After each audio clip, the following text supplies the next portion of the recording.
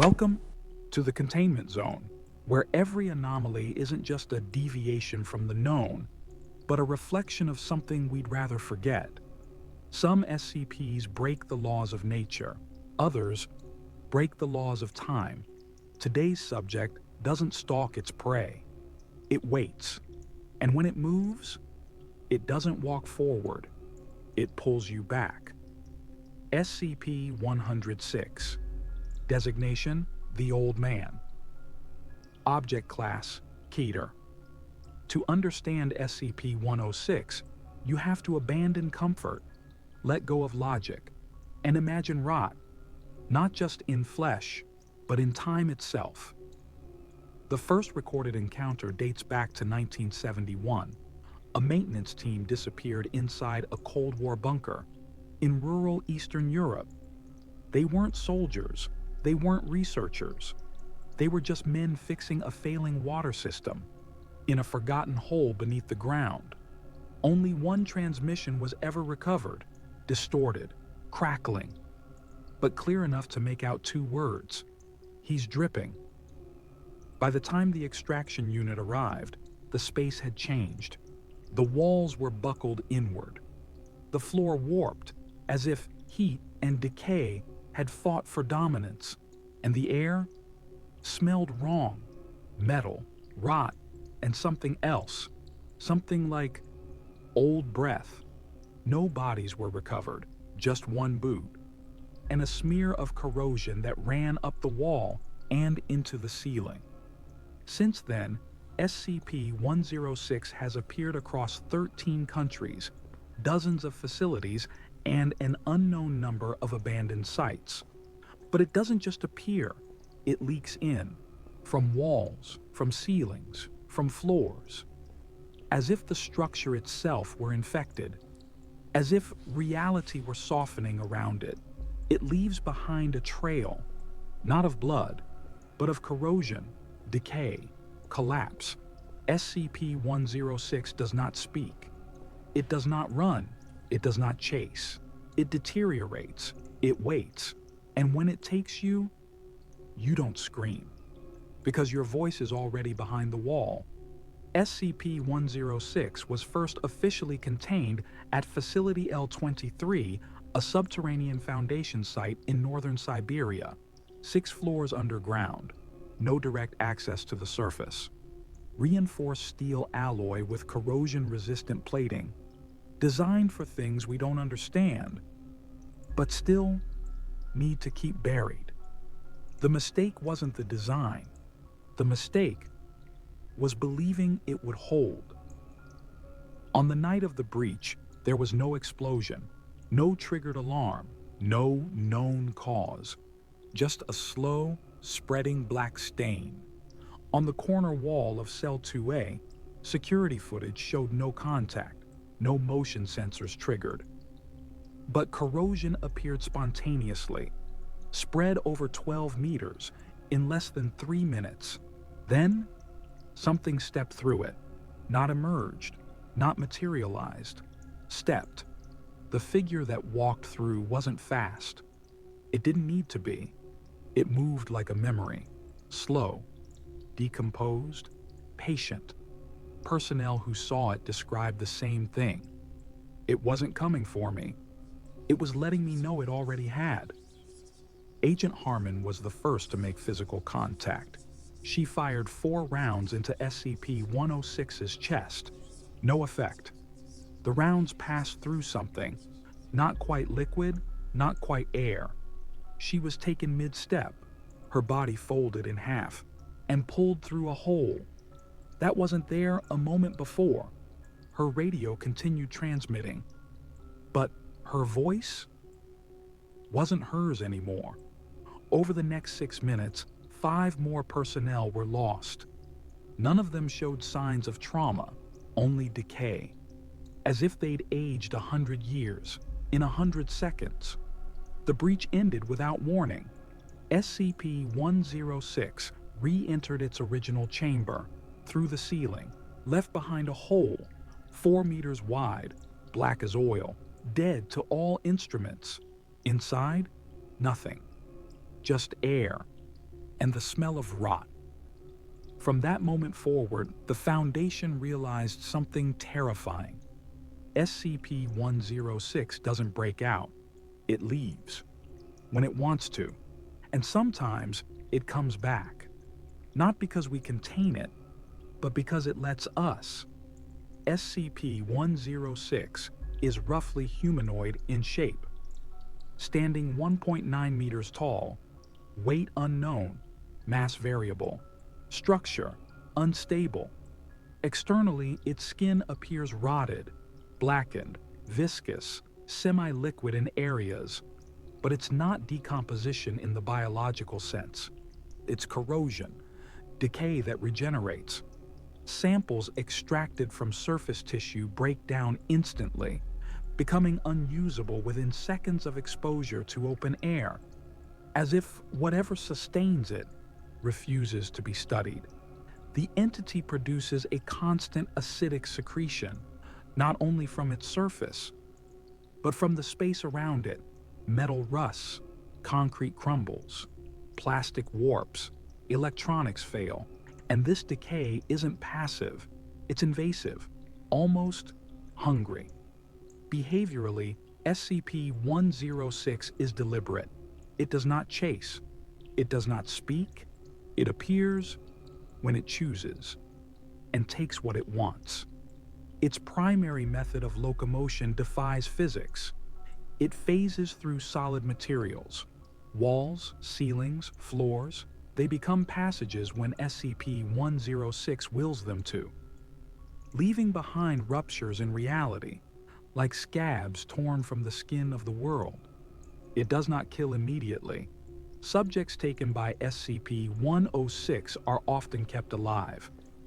Within a space, the Foundation refers to as the pocket dimension. We don't know where it is. We don't know when it is. But we know this. Everyone taken there is changed. Some return. Some don't. Those that do, come back wrong. The pocket dimension appears to be a shifting maze of stone corridors, void of time and linear space.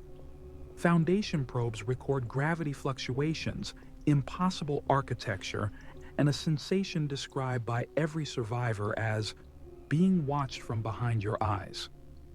What SCP-106 does inside that space is unknown. Some theorize it feeds, others believe it experiments. One researcher proposed something worse. It's not feeding on bodies. It's feeding on experience, on the feeling of fear stretched thin over time. That's why it waits. That's why it lets some come back. We don't know how SCP-106 enters this dimension. We only know it can bring others with it, without resistance, without warning. And when it emerges again, nothing about our world is quite the same. Not all manifestations of SCP-106 have occurred within containment. Some happened in old towns, abandoned facilities, collapsed basements, and once, in the middle of a city without a single camera catching how it arrived. Case file, Warsaw Incident, 1994. An apartment building collapsed during renovations. 3 workers vanished without a trace. One survivor, a janitor, was pulled from the wreckage. His testimony, the wall peeled open. There was nothing behind it, just this smell, and something stepped through. It smiled. I didn't run. I couldn't. I felt like it had already happened. Case file, Highway 12. Tunnel, Oregon, 2003. A stretch of road was shut down after 3 vehicles disappeared inside a mountain pass. Rescue teams found no wreckage, just tire marks ending in black corrosion, and the words "he took them" scratched into the tunnel wall. No bodies, no survivors, but deep infrared scans detected a hollow space inside the rock, a space that shouldn't exist. Case file, Station Verona, Northern Italy, 1987. A train arrived 11 minutes late. 4 passengers were missing from a sealed car. The remaining passengers remembered nothing. Security footage was corrupted, but one frame was salvageable. A man in the back row, hands over his face, mouth stretched open in a silent scream, and a shadow standing beside him with no defined edges. SCP-106 doesn't announce itself. It doesn't need to. It waits. It chooses. And then it takes. Sometimes it leaves behind signs. Decay, warped walls, corroded stairs. Sometimes it leaves behind something worse. The oldest known reference to a similar figure dates back to 1842, a journal from a British miner in South Wales. Something walks behind the rock, a man made of sickness and sleep. The others went down with torches. None returned. But I still hear them, tapping at the shaft wall.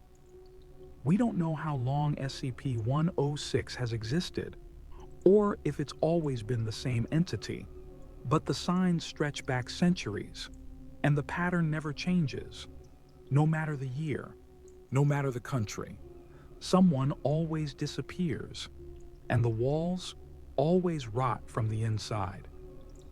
Event ID, Vantage Level Collapse, Site Designation, Epsilon 13, known as The Well, a facility built entirely around SCP-106, 9 meters of corrosion-resistant steel, airlock doors, no light, no sound, and at the center, a chamber they swore could never fail.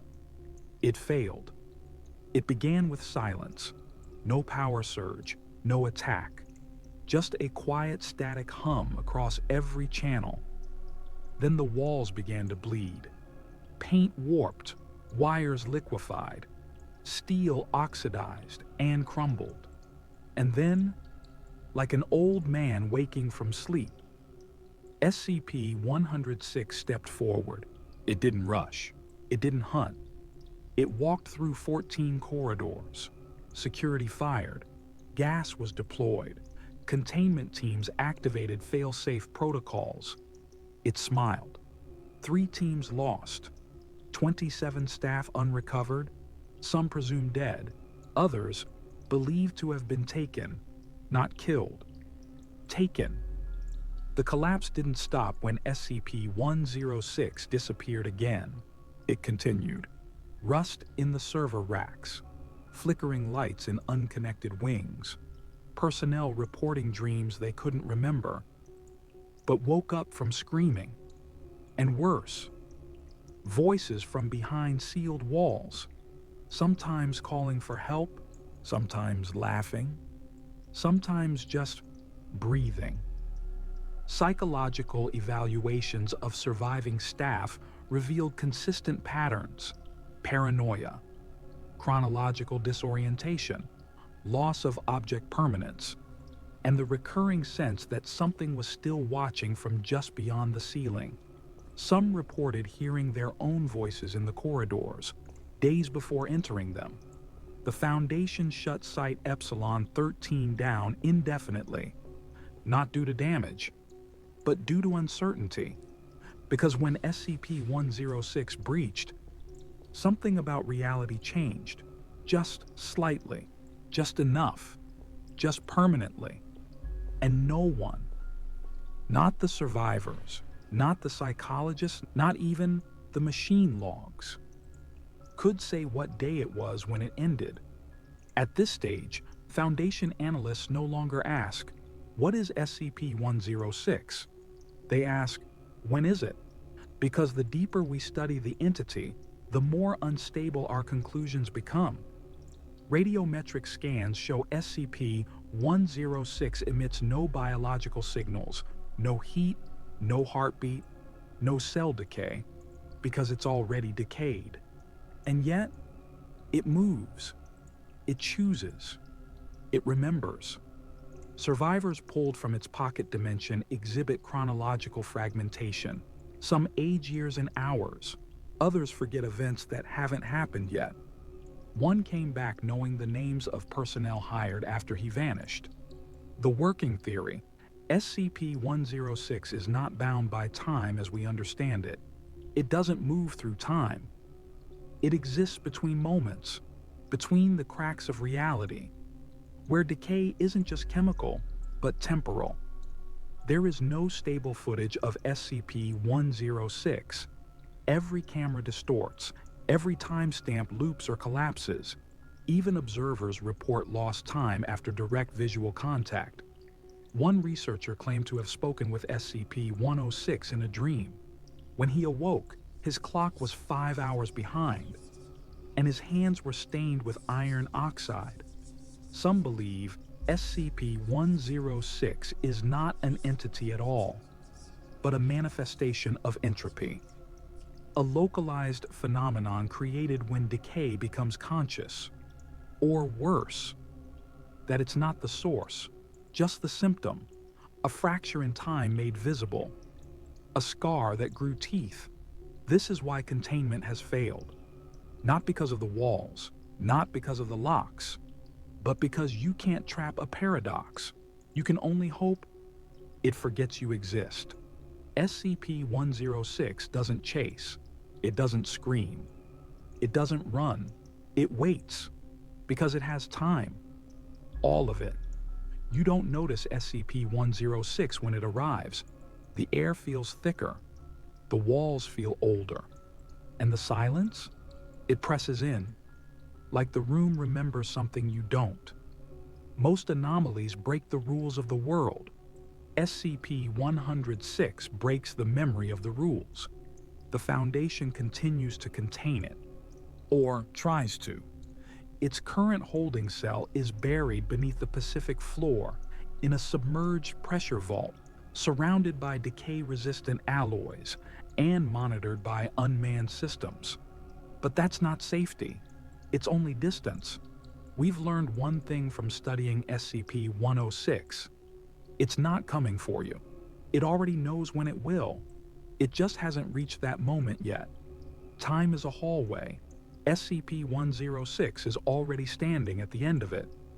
And maybe it's always been there.